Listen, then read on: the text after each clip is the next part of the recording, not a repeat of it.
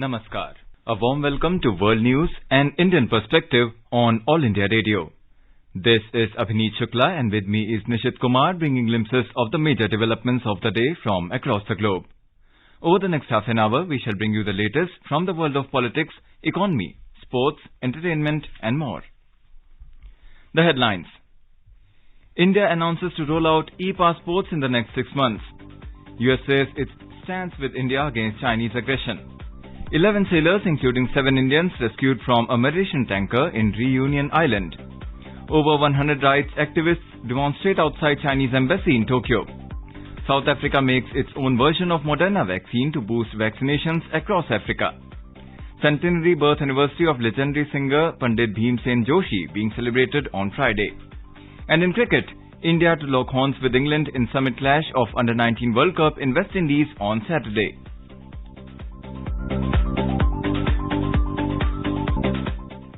As the number of COVID-19 cases are rising fast in several parts of the country, we appeal to our listeners to be vigilant and get fully vaccinated and help others, including children between 15 and 18 years, to get vaccinated. As the new Omicron variant of coronavirus is causing concern, please continue to follow the 3 simple steps to stay safe.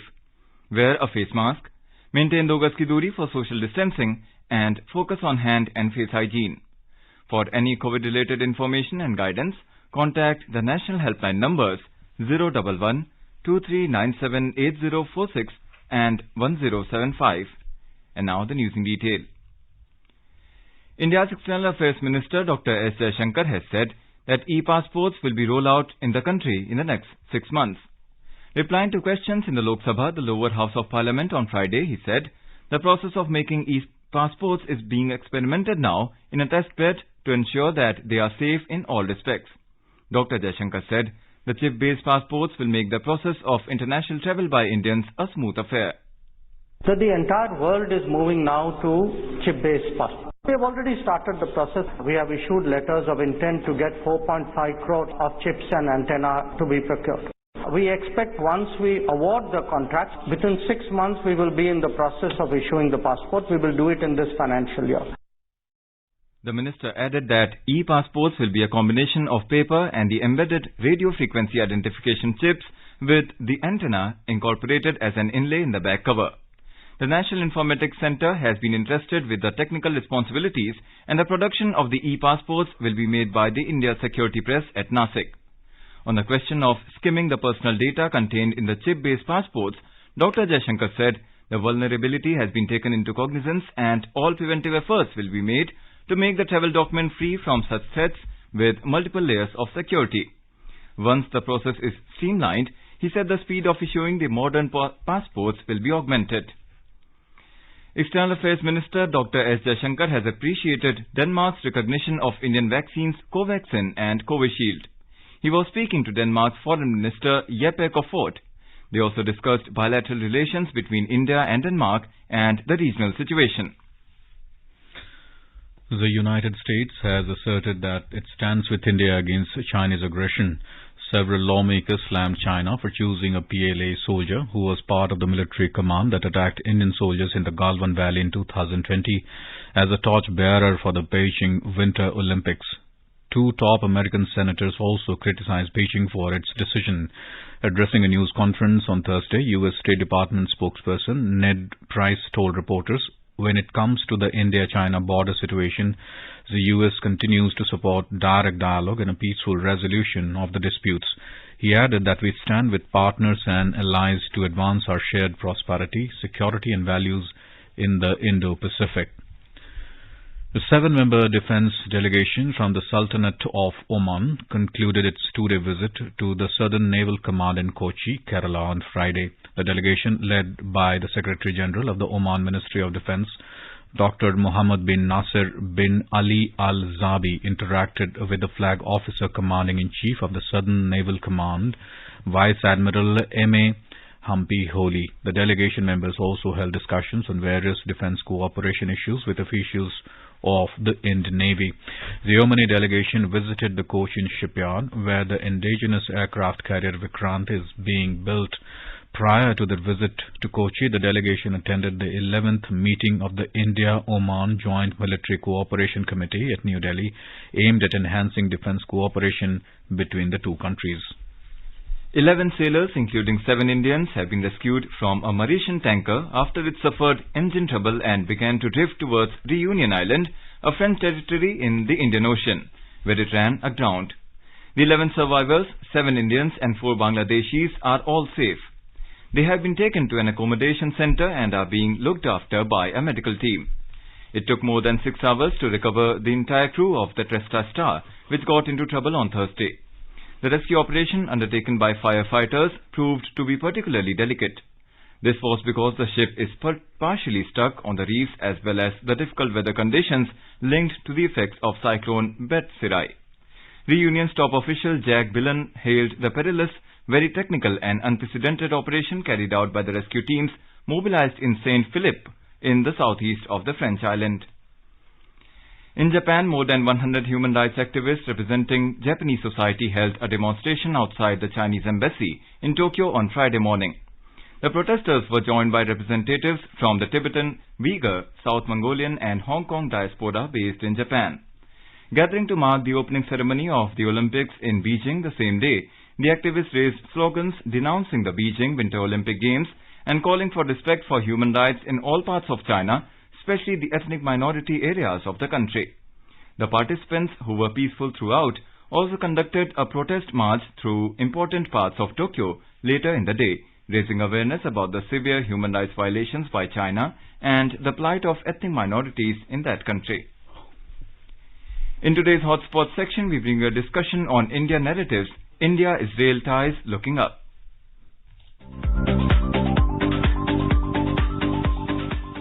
This year marks the 30th anniversary of the normalization of relations between India and Israel. At the end of the Cold War and weeks after the Madrid Peace Conference in January 1992, the then Prime Minister P.V. Narasimha Rao decided to reverse the 4 decades-long recognition without relations policy vis-à-vis Israel.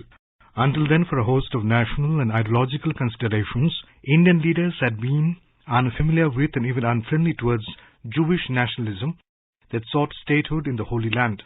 Hence, having opposed the partition of Palestine and the formation of Israel, Prime Minister Jawaharlal Nehru took cognizance of realpolitik and conveyed India's recognition of Israel on 17 September 1950, incidentally the day Prime Minister Narendra Modi was born.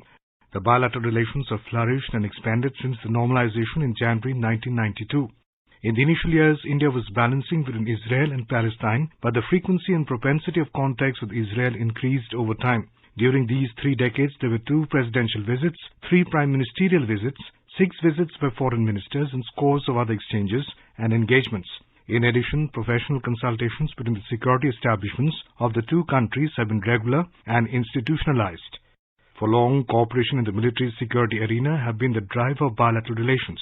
It began with upgradation of aging Soviet inventories in 1990s, but gradually India began importing Israeli avionics technologies, small arms, missiles and missile defense, and advanced spy planes. Security cooperation also included border management and cooperation in counter-terrorism. Despite opposition from a section, India managed to involve a general consensus on the bilateral relations, and states ruled by different national and regional parties have been seeking cooperation with Israel in a host of issues such as agriculture, horticulture, water management, recycling, infrastructure, and other economic developmental issues. Though an effective balancing, India has made 2 major progress. It de-hyphenated Israel and Palestine and is promoting relations with both without making them hostage to the other. Thus, in July 2017, when Prime Minister Narendra Modi became the first Indian Prime Minister to visit Israel, he skipped Ramallah. Until then, Indian leaders' visits to Israel also included visiting the Palestinian areas. To complement this de-link, in February 2018, Prime Minister Modi visited Ramallah without visiting Israel. In practical terms, this meant an Indian desire to further its relations with Israel without making them a hostage to the vagaries of the Middle East peace process. More importantly, India managed to improve its relations with key countries in the region, especially Saudi Arabia, UAE, Iran and Egypt, even while strengthening ties with Israel. Except for occasional noises from Tehran since the 1990s, the Arab Islamic countries have come around to recognizing and accepting India's interest in developing closer ties with Israel if the Gulf Arab countries are critical for India's energy security. Israel plays a vital role in New Delhi's technology drive. Thus, India's relations with Israel have not affected Indo-Arab relations, but on the contrary, both have seen an upswing since the mid-1990s. The bilateral relations got a boost last October when India joined Israel, UAE and the US to initiate a quadrilateral dialogue that seeks to promote economic engagement among the members. Though still lacking organizational structure or nomenclature, the mini-quad is seen as an Indian effort to expand its relations with Israel within a regional framework.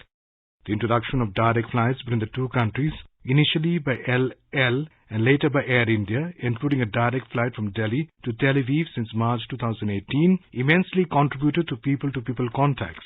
Travel by thousands of Israeli tourists and scores of Indian students and farmers have expanded the scope of the bilateral relations. It is no longer confined to official circles or think tank communities.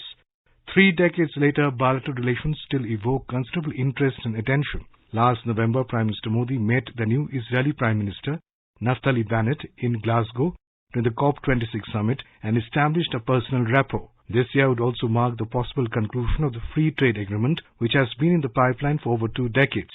However, the hallmark of the year-long commemoration would be the impending visit of Israeli Prime Minister Bennett later this year. This would be the third prime ministerial visit from Israel since diplomatic relations were established. Ariel Sharon, September 2003, was the first Israeli prime minister to visit India, and Benjamin Netanyahu was the second in January 2018.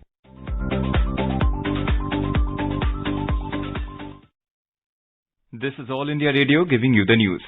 For quick news updates round the clock, follow us on Twitter at AIR News Alerts.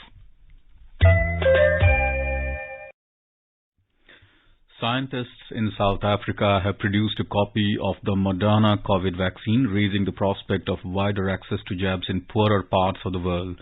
Researchers in Cape Town, backed by the World Health Organization, hope to begin human trials in November. They have used publicly available information to produce the mRNA vaccine, which uses fragments of the genetic code of the coronavirus. Moderna has previously said that it would not enforce the patent on its vaccine, but stopped short of offering help to the South African project. Canadian Prime Minister Justin Trudeau on Thursday refused to send the military to clear protesters opposed to COVID vaccine mandates, whose convoy of big trucks are clogging Ottawa's downtown. The city's police chief, under pressure from the local residents, wary of harassment and incessant loud honking, had pitched the idea during a briefing. Trudeau told a news conference that it is not in the cards right now. He said government must be very, very cautious before deploying the military in situations against Canadians. Since Saturday, Canada's capital has been beset by protesters led by truckers opposed to mandatory COVID vaccines for travelling between Canada and the United States. By midweek, their numbers had dwindled from a peak of 15,000 over the weekend to several hundred, but they continue to make their case against public health measures loudly by honking.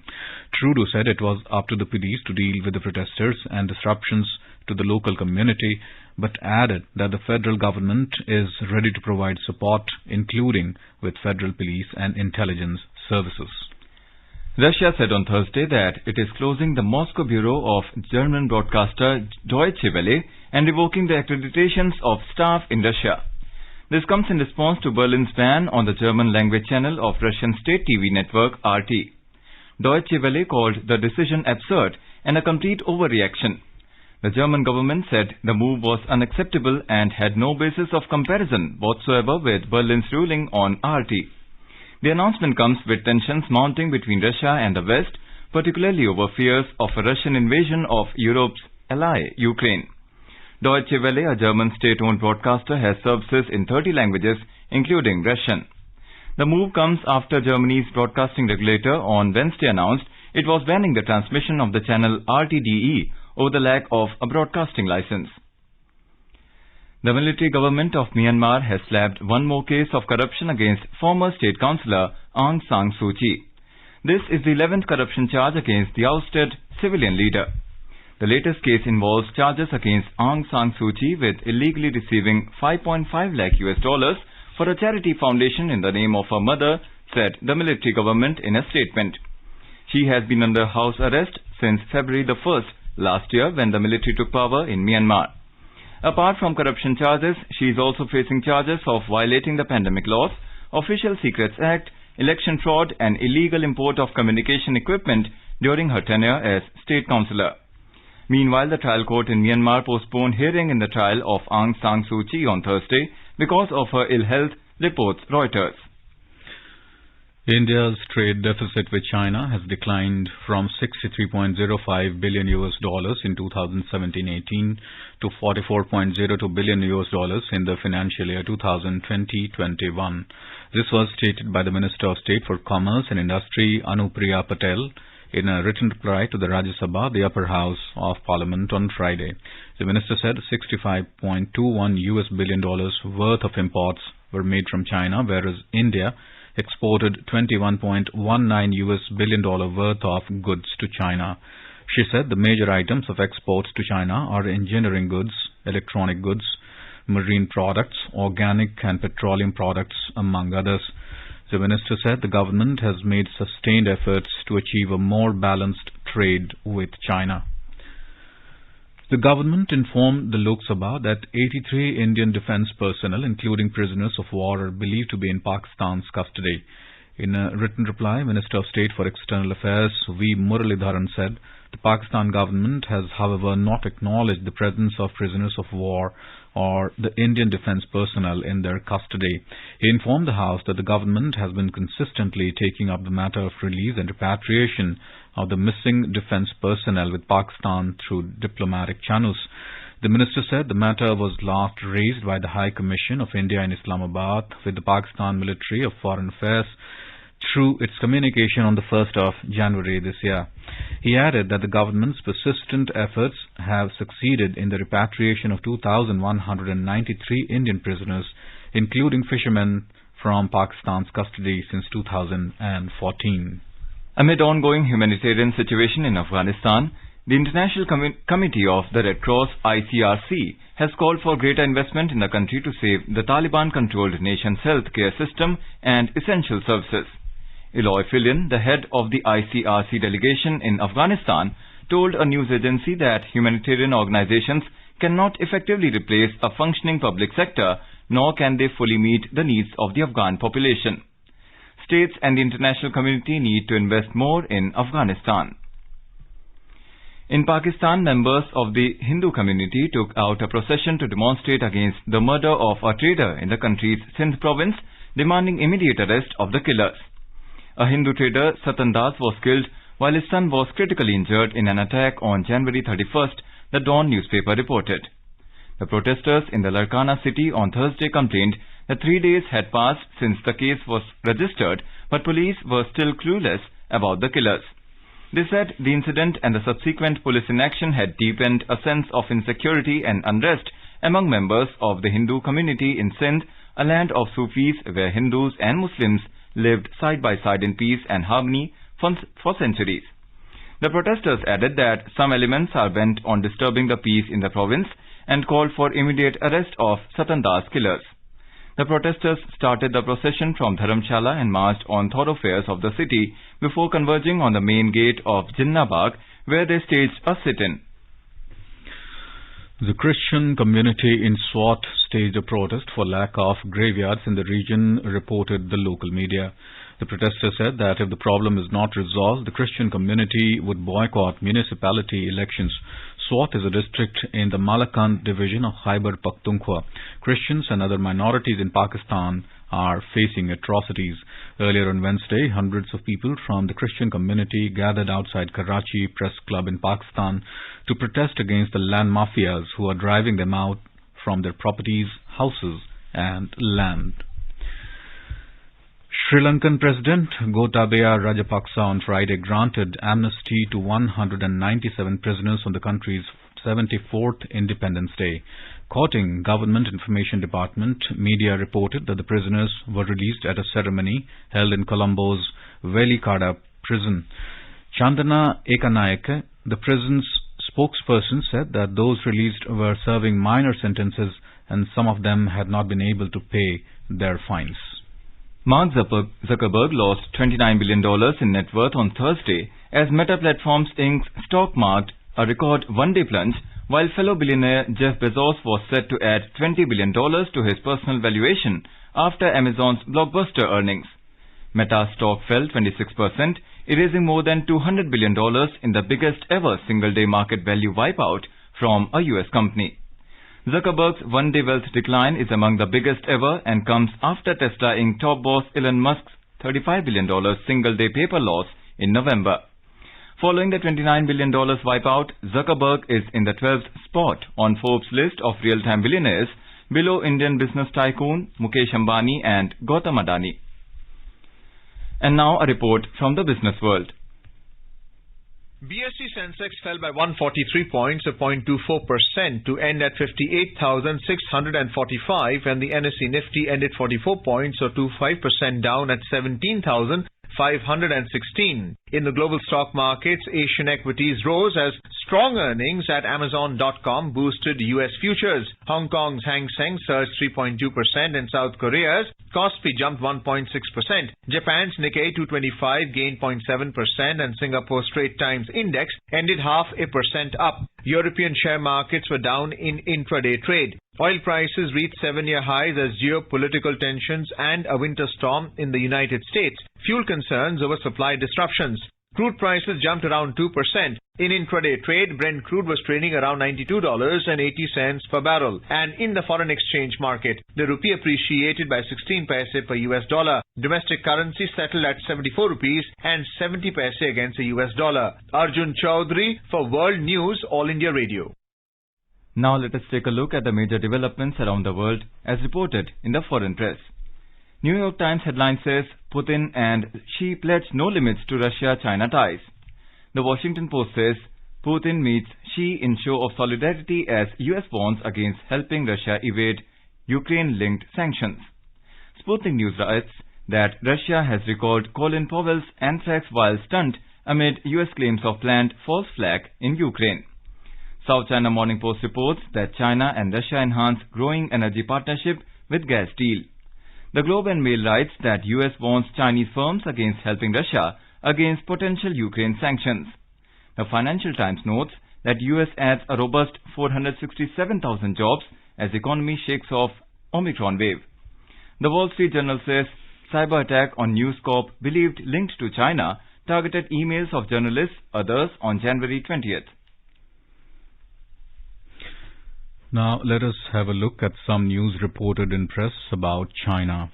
Most media houses carried the news that India's charge d'affaires in Beijing will not attend the opening or closing ceremonies of the Beijing Winter Olympic Games in the China's capital. India's Ministry of External Affairs spokesperson said on reports of China making a PLA soldier involved in the Galwan Valley clash as a torchbearer that it is indeed regrettable that the Chinese side has chosen to politicize an event like Olympics. South China Morning Post headline reads, India angered as Chinese border soldiers take part in Beijing Olympic torch relay. The Hindu headline reads, Indian diplomats to boycott Beijing Winter Olympics. It writes, terming China's decision to field a People's Liberation Army soldier involved in the June 2020 Galwan clashes as the torchbearer for the Winter Olympic Games in Beijing as regrettable. India announced a diplomatic boycott of the Games just ahead of the opening ceremony on Friday. State broadcaster Doordarshan also announced it will not telecast the opening and the closing ceremonies live, where India has one athlete skier Arif Khan participating. Global media has prominently carried the statement by US Senator in which he has blasted China for Winter Olympics opening ceremony. It's shameful that Beijing chose a torchbearer for the Olympics 2022 who's part of the military command that attacked India in 2020 and is implementing genocide against the Uyghurs. The US will continue to support Uyghurs' freedoms and sovereignty of India, tweeted Jim Risch, US Senate Foreign Relations Committee ranking member. AP reports that US, Britain, Canada, Australia and a handful of others aren't sending dignitaries to the Beijing Winter Games as part of a diplomatic boycott. The Norwegian and Swedish royals, who normally attend the Winter Olympics, are not going. Neither are any leaders from Germany, Austria or Switzerland, all big winter sports nation. Let us have a brief look at some important news covered by press on Nepal. Khabar Hub reports that Prime Minister of Nepal, Sher Bahadur Deuba, and Prime Minister of India, Narendra Modi, are preparing to jointly inaugurate the 35-kilometer train service virtually from India's Jayanagar to Kurtha in Dhanusha of Nepal. According to the Nepal Railway Company, the inauguration is likely to be done on the third week of February. Niranjan Jha, General Manager of the Nepal Railway Company, said that the train will be operated regularly after the joint inauguration. The train was purchased at rupees 839.3 million by Nepal government on the basis of government-to-government agreement from India. And now let us have a press coverage in Afghanistan. AFP reports that at least 10 miners died in Afghanistan after being trapped underground when a coal mine collapsed in the northern province of Baghlan, an official said on Thursday. 13 workers were trapped when the mine caved in on Wednesday, and only 3 were rescued alive. According to the Khama press, the United Nations has said that they have up to $135 million in Afghanistan International Bank AIB, but cannot convert it into local Afghani currency to use inside Afghanistan. And now we have press coverage on Bangladesh. Bangladesh is expected to receive bulk coal supply from India by the end of the year, reports Dhaka Tribune. Coal India Limited plans to directly export coal to Bangladesh and 2 other neighbouring countries of India as part of India's Neighbourhood First policy. Coal India Limited has planned to earmark 3% of its annual production separately for exports. In cricket, India will lock horns with England in the summit clash of ICC Under-19 World Cup at Sir Vivian Richards Stadium at North Sound in West Indies on Saturday. The match will begin at 6:30 p.m. Indian time. In the semi-final match, Captain Yash Dhul's brilliant century helped India beat Australia by a huge margin of 96 runs. The Indian team will play the final match of the tournament for the 4th time in a row.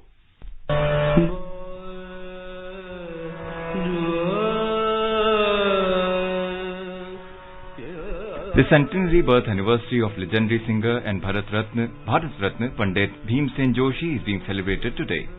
His life continues to be a source of inspiration for people who are passionate about music. Born 4th February 1922 in Gadag district of the then Bombay Presidency of British India, Bhimsen Joshi was the eldest among 16 children of Guru Raj Joshi and Godavari Bai. Bharat Ratna was bestowed on the legendary singer in 2008. Joshi's rendition in Doordarshan's short films on national integration, Mile Sur Mera Tumhara. Mile sur mera tumhara, to sur bane hamara. Sur ki nadiyan harad jaate bahke. The song became such a hit that even the Savai Gandharv Memorial constructed by him in Pune bears the line on its entrance. The legendary singer died on 24 January 2011 at the age of 88.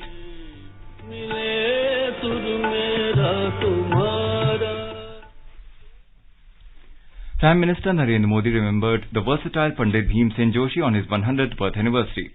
In a tweet, Mr. Modi said, Pandit Bhimsen Joshi made landmark contributions towards popularizing the Indian music and culture through his works. He said Joshi also brought the nation closer through its renditions. A quick look at the headlines once again. India announces to roll out e-passports in the next 6 months. US says it stands with India against Chinese aggression. 11 sailors, including 7 Indians, rescued from a Mauritian tanker at Reunion Island. Over 100 rights activists demonstrate outside Chinese embassy in Tokyo. South Africa makes its own version of Moderna vaccine to boost vaccinations across Africa. Centenary birth anniversary of legendary singer Pandit Bhimsen Joshi being celebrated on Friday. And in cricket, India to lock horns with England in summit clash of Under-19 World Cup in West Indies on Saturday. And now before we end, let us listen to Mahatma Gandhi's favourite bhajan Vaishnav Jan by artists from Sri Lanka. Vaishnav Jan to तेने कहिले जे पीर पराई जाने रे पर दुखे उपकार करे कोई मन अभिमान नाने रे सकल लोकमान सहुने वंदे. And with that we end this bulletin. We'll be back at the same time tomorrow with the next edition of World News.